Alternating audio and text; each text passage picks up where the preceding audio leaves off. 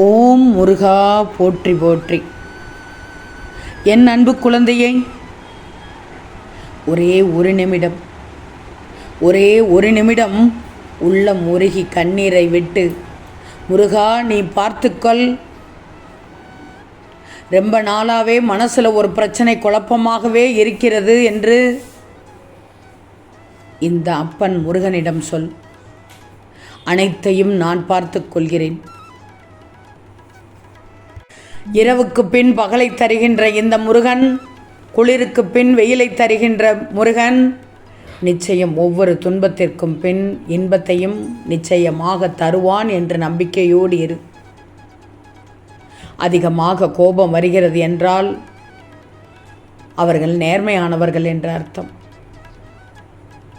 அவர்களை பற்றியெல்லாம் பதைபதைக்காதே, வேண்டாம். ஏன்னா ஏமாற்றங்களை தாங்கும் சக்தி நேர்மையானவர்களிடம் இருப்பதே இல்லை, துளி கூட. கவலையே கொள்ளாதே. இன்று துன்பத்தில் இருக்கும் நீ நாளை கனவில் கூட காண முடியாத இன்பத்தை அடையப் போகிறாய். கவலையை கண்காணாத தூரத்திற்கு துரத்தப் போகிறேன் உன் முருகன். என்னை நம்பு தங்கமே.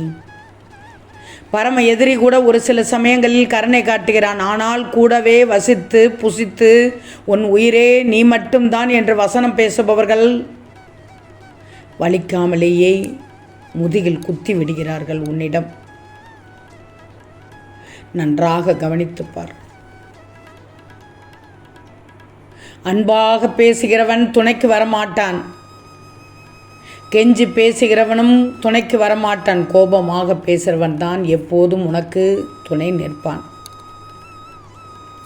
யாரும் எப்படி வேண்டுமானாலும் இருந்துட்டு போகட்டும், அதை பற்றியெல்லாம் கவலைப்படாதே. நீ நினைத்து கூட பார்க்க முடியாத அளவுக்கு உன் வாழ்க்கையை மாற்றுவேன். நீ விரும்புவதை விரைவில் பெறுவாய்.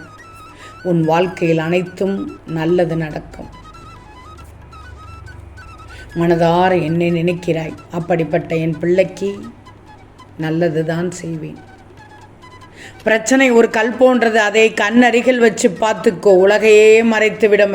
அதுவே தூரத்தில் வைத்துப்பார், அந்த கல் இருப்பதே தெரியாது. இதுதான் தங்கமே வாழ்க்கை. வாழ்க்கையை பற்றி தெரிஞ்சுக்கோ.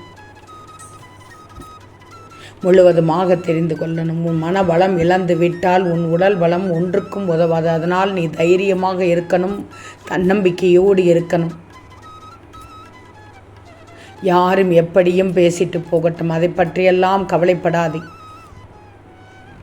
உனது துயர் துடைக்க உன்னை தேடி நீ இருக்கும் திசையை நோக்கி நான் ஓடி வந்து இப்போது உன்னிடம் பேசிக்கொண்டிருக்கிறேன். இல்லாதவன் கேட்டால் உன்னால் முடிந்ததை கூட இல்லை என்று இரக்கமின்றி கடந்து செல்லக்கூடாது. நல்ல ஞாபகத்தில் வச்சுக்கோ. இரும்பு பெட்டி நிறைய சேர்த்தாலும் நீ போகும்போது ஒத்த ரூபாய் கூட திரும்ப கொண்டு போக முடியவே முடியாது. உன் மகனிடம் சொல்லித்தான் வளரேன், மனைவிக்காக பெற்றோரை கைவிடாதே என்று. மகளிடம் சொல்லித்தான் வளரேன், கணவனின் பெற்றோரையும் உன் தாய் தந்தையைப் போல் அன்புடன் கவனி என்று. நல்லது சொல்லிக் கொடு. விரைவில் நீ வேண்டியதை என் கைகளிடமிருந்து பெறப்போகிறாய். நீ இழந்தது எதுவாயினும் அதை உனக்கு கிடைக்கச் செய்வேன். உனது கண்ணீரை ஆனந்த கண்ணீராக மாற்றுவேன். பொறுமையோடு இரு, நம்பிக்கையோடு இரு.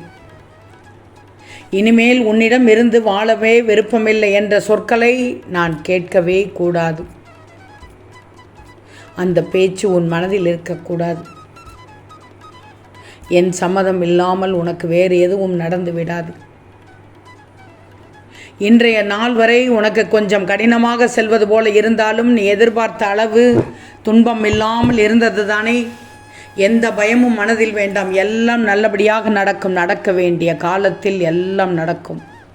நல்ல மனம் இருப்பவர்களுக்கு நிச்சயம் நல்லது நடக்கும். மனசில் ஏதாவது பாரம் இருந்தால் அது என்னிடம் இறக்கி வைத்து விடு. என்னை விடாமல் வணங்கு. முருகா முருகா என்று சொல்லு.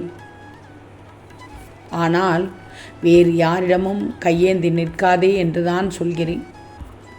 உன் மனம் போன போக்கிலெல்லாம் சென்று விடக்கூடாது. உனக்கு நல்ல நேரம் தொடங்கிவிட்டது.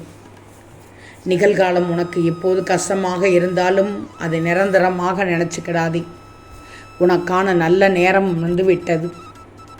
உனக்கு நான் கொடுக்கும் வாழ்க்கையை எவனொருவனாலும் தடுக்கவே முடியாது. நீ மன நிம்மதியோடு நிரந்தர சந்தோஷத்தோடு நிச்சயமாக வாழ்வாய்.